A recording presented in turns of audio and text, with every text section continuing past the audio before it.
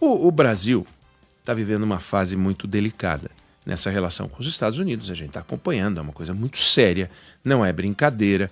Hoje é dia 23, a partir do dia 1 de agosto, se nada acontecer, a gente vai receber um tarifaço de 50% em todas as exportações brasileiras para os Estados Unidos, em todos os produtos.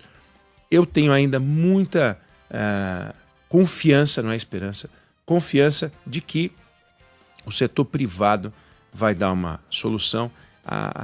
Há uma possibilidade de conversas aqui e ali para que isso seja adiado e de adiamento em adiamento isso acaba sendo arquivado, sem que seja formalmente arquivado. Mas o fato é, a gente chegou até aqui, o que é muito ruim, o que a gente construiu. Não vem muito ao caso, né, a gente ficar discutindo como a gente chegou aqui. Mas vale muito a pena a gente ver que o Brasil não está vivendo a sua primeira crise da relação com os Estados Unidos. Talvez seja a crise mais complexa da nossa história. Mas a gente já viveu outras crises e, aparentemente, a gente teve mais maturidade e a gente teve canais de comunicação que permitiam que, mesmo quando os dois países estavam distanciados nos seus propósitos, havia adultos conversando e não garotos e adolescentes, que é o que está acontecendo agora, o que é lamentável. Por exemplo, o governo soltou um comercial que circulou nas TVs, em que aparece um locutor falando um texto, um monte de imagens, imagem de carteira de trabalho, imagem de um homem tocando pandeiro, imagens de boi no pasto, imagens do agronegócio, colheita, imagens de uma família sorridente ao lado de um garoto numa cadeira de rodas, imagens da bandeira do Brasil sendo filmada de baixo em câmera lenta, em que uma pessoa colocando a bandeira do Brasil sobre as costas sai andando, garotos jogando bola, uma pessoa abrindo uma porta daqueles de ferro de um comércio, um jovem passando tinta verde e amarela no rosto, cenas de indígenas e negros, um jovem dançando na rua, um monte de gente rindo. Ou seja, uma campanha publicitária típica de uma campanha eleitoral. E o texto diz: o Brasil é um país soberano. E um país soberano é um país independente que respeita suas leis. Um país soberano protege seu povo e sua democracia. Um país soberano não baixa a cabeça para outros países. E essas cenas, musiquinha, carteira de trabalho. E ser contra a nossa soberania é ser contra o Brasil. Aí aparece uma menina, que não tem a menor ideia do que está falando, óbvio. E fala assim: não mexe com o meu Brasil, viu? Uma menina: não mexe com o meu Brasil, viu? Aí o locutor continua: my friend. Aqui quem manda é a gente. O Brasil é soberano, o Brasil é dos brasileiros. My friend. Aqui quem manda é a gente. Qual o propósito disso tudo? Por que botar carteira de trabalho, gente abrindo comércio? Ou seja, é campanha eleitoral antecipada. Nós estamos em 23 de julho, às vésperas de uma data importante, e estamos pensando em outubro do ano que vem, já dizendo: opa, temos um gancho aí, o Brasil é dos brasileiros, nós contra eles, agora um eles grandão mesmo, que são os Estados Unidos, somos soberanos, nós dessa corrente política que quer se manter no poder, nós estamos dizendo que tem gente trabalhando contra, trabalhar, como diz o texto, a nossa soberania é ser contra o Brasil, ou seja, aquele outro lado que você sabe quem é contra o Brasil, nós somos a favor, carteirinha de trabalho, já sugere ali naquela subliminar que nós estamos reduzindo o desemprego nesse país, e essa é uma resposta do governo no meio dessa crise. O governo brasileiro não abriu canais de comunicação com o governo americano. E alguém vai dizer: mas o governo americano também não abriu canais de comunicação com o governo brasileiro. Pouco importa. o governo brasileiro não abriu canais de comunicação com o governo americano desde o início dessa gestão Trump. E aí, quando eu disse que nós já vivemos episódios bem complicados da nossa história, se a gente voltar no tempo, a gente vai ver que a relação entre o Brasil e os Estados Unidos, eu não vou contar a história da relação do Brasil e dos Estados Unidos, mas se a gente pegar a fase em que o Brasil, nos últimos 50, 60 anos, o Brasil viveu uma fase muito próxima aos Estados Unidos e viveu uma fase intensa, bem distante dos Estados Unidos. Então, quando começa o regime militar, o governo Castelo Branco, o Brasil ele está próximo dos Estados Unidos, bem próximo aos Estados Unidos. Governo Costa e Silva, aí governo Médici. Quando vem o governo Geisel, a coisa complica. A coisa complica ainda mais porque vem nos Estados Unidos o governo Carter, em 77. E já havia uma tensão no ar porque o Brasil celebrava com a Alemanha um acordo nuclear. Sendo que o Brasil discutia até então um acordo nuclear com os Estados Unidos. E o Brasil não assinava o Tratado de Não Proliferação Nuclear, mas discutia com os Estados Unidos um acordo nuclear. E passou a discutir com a Alemanha um acordo nuclear. E com a chegada de Geisel, o Brasil começou a fazer alguns movimentos. Estabeleceu relações diplomáticas com a China, reconheceu o governo de Angola, que era um governo marxista, intensificou a relação com o mundo árabe, então Emirados Árabes, Bahrein, Catar, Omã. O Brasil vinha de uma crise, o Brasil não, né? O mundo vinha de uma crise do petróleo. Em alguns poucos meses, 73 a gente tem uma crise do petróleo, em alguns poucos meses o preço do petróleo quadruplicou. O Brasil viria a precisar gastar o equivalente a 40% de tudo que exportava para pagar o que importava de petróleo. Um negócio assim, assombroso.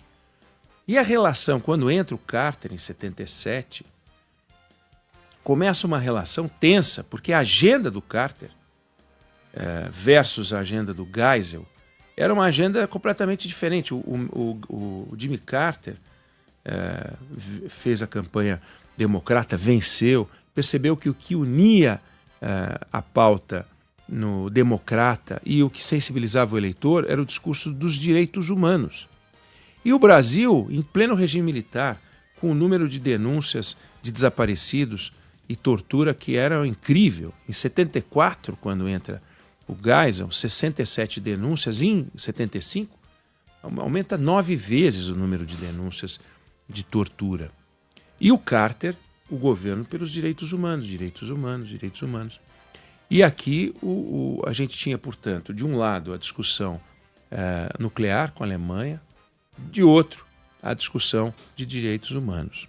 E era um negócio tenso, tão tenso que a certo momento o Brasil, que queria abrir novos espaços de comércio, se afasta dos Estados Unidos. O Brasil celebra um acordo com a Alemanha para construir até 8 usinas nucleares, mas a gente não construiu as 8 usinas nucleares. Mas o Brasil vai se afastando dos Estados Unidos. Agora, olha que interessante. Mesmo o Brasil... peraí que eu preciso achar aqui que sumiu. Mesmo o Brasil se afastando dos Estados Unidos, havia uma discussão curiosa. O secretário de Estado, que hoje é o Marco Rubio, que era o Cyrus Vance, mandou uma carta para o nosso ministro das Relações Exteriores, a certa altura, ele dizendo assim: olha, eu tenho observado com preocupação a direção em que se movimentaram as nossas relações. Nossas duas nações têm interesses comuns, mutuamente importantes, então é preciso observar e respeitar o estilo um do outro. Olha o tom da relação, quer dizer, mesmo quando havia uma tensão forte, havia um contato entre os chanceleres. O Cyrus Vance organiza, e a primeira dama americana vem para o Brasil em 77, já no primeiro ano da gestão Carter, final do primeiro ano, novembro de 77. O Carter faz uma visita ao Brasil. Cyrus Vance, que era o chanceler, o Marco Rubio de hoje, faz uma visita ao Brasil. O Carter vem para cá, tem 3 encontros com o Geisel. Quando o Carter vai embora, ele fala, olha que interessante, ele fala o seguinte, deixa eu achar aqui, ele diz o seguinte,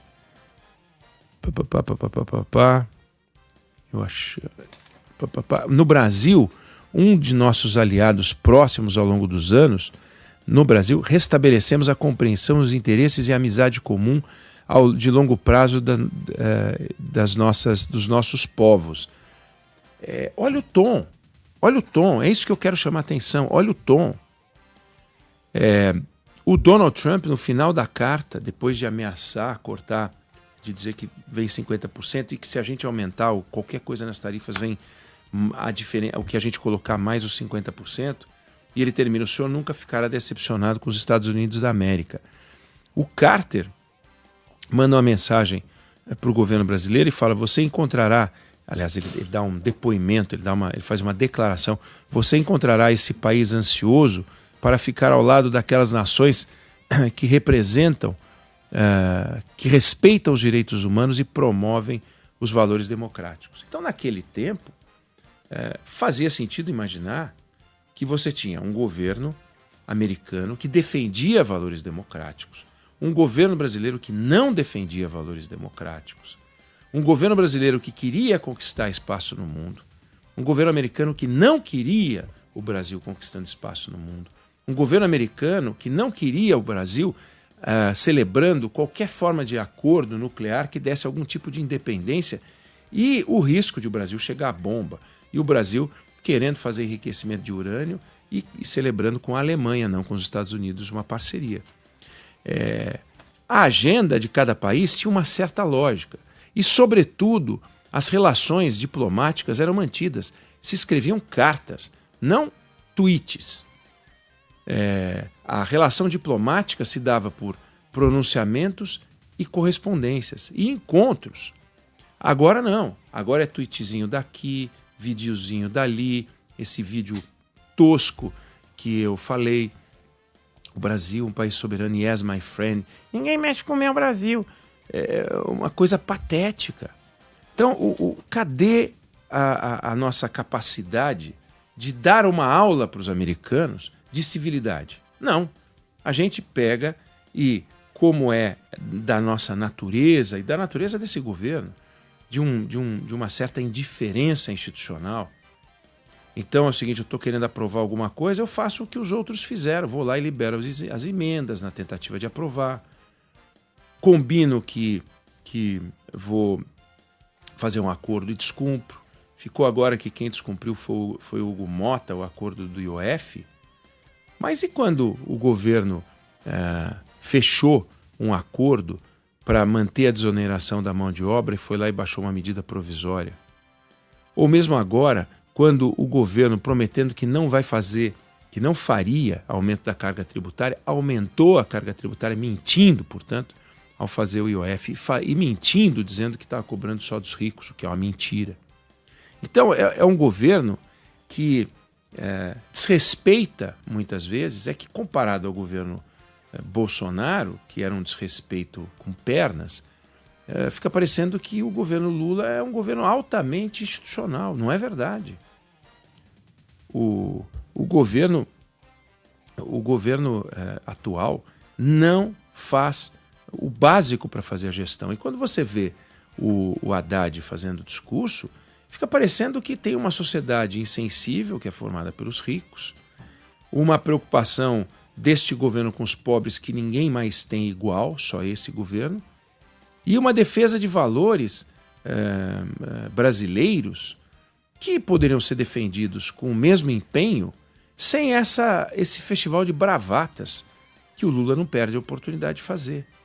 Então, a gente tem alguém absolutamente imaturo nos Estados Unidos, um presidente que é mercurial, um presidente que gosta do confronto, um presidente que não respeita essa relação entre os países. Para ele existem os Estados Unidos e o resto.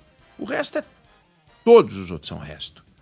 Ele respeita aquele que pode ameaçá-lo. Mas quem não pode ameaçá-lo, ele vai lá e dá paulada. Perfeito. Como lidar com um cara desse? Quantos minutos o presidente Lula gastou com isso? Qual foi o empenho do presidente e o pragmatismo que sempre caracterizou a carreira dele? Ele se sentava para conversar com os empresários e saía de uma conversa com os empresários e levava lá para os trabalhadores, lá no sindicato dos metalúrgicos, e fazia esse jogo. Por que com os Estados Unidos, ele que agora é um grandão, porque ele era o presidente do sindicato, agora é o presidente da República, por que ele não consegue? Por que ele percebeu ou ele age como se isso não fosse o caminho adequado? Talvez por causa da percepção que personagens como Sidônio e outros à sua volta passaram para ele de que nós estamos em campanha eleitoral. E em campanha eleitoral a gente não pode perder uma oportunidade. E esta pode ser uma oportunidade da gente se unir, conseguir se unir. Eu digo, os petistas todos que ficavam brigando entre si, se unem em torno do presidente da República, acaba a discussão sobre qual é o caminho a seguir, ganha força a palavra do presidente, tudo vai poder ser feito agora em torno desse momento. Agora, mandar emissários, pensar em mandar uma comissão, a única pessoa que se mexe de forma adulta que a gente vê é o Geraldo Alckmin, sem resultado prático por enquanto, mas tentando. Agora, os canais diplomáticos foram desligados, desplugados, nunca foram conectados por obra e decisão deste governo Lula. Ah, já que é o Trump que é amigo do Bolsonaro, então dane-se. Pô, mas são os Estados Unidos, tem 200 e tantos anos de relacionamento com o Brasil. Aí por que entrou um presidente amalucado, um presidente fora da casinha nos Estados Unidos, eu vou tratá-lo como inimigo. É a mesma imaturidade do governo do presidente Lula com o Milei, com uma diferença, que os canais entre o Brasil e a Argentina estão mais azeitados, até pela importância do Brasil para a Argentina, coisa que no Brasil não tem para os Estados Unidos do mesmo tamanho. Tem para alguns setores empresariais, mas não do jeito que o Brasil é importante para a Argentina. Então, o Brasil ele sai de crises com mais facilidade quando os canais são mantidos. Exemplo, governo Geisel, Carter. Mais distante, impossível. Só se fosse Carter com Médici. Mas o Carter com Geisel foi um momento o Brasil acreditando, igual o governo Lula, viu? Igual o governo Lula, acreditando na força das estatais, botando dinheiro na Petrobras, endividando o país. Só que era dívida externa, mas endividando o país, aumentando o déficit. Era uma desordem total, irresponsável também. A década perdida, que é a década de 80, é resultado dessa fase da gestão Geisel. O fim do Médici e Geisel. Muita irresponsabilidade econômica. Mas, no entanto, os canais diplomáticos ali mantidos de alguma forma. A gente vai ver recados duros do Brasil para os Estados Unidos. O Brasil não aceita qualquer ataque à sua soberania, mas eram recados diplomáticos. Não era o presidente indo para o X, o presidente indo na inauguração qualquer que ele vai, aí de pedra fundamental qualquer, de obra qualquer que ele vai, e sai falando do Donald Trump.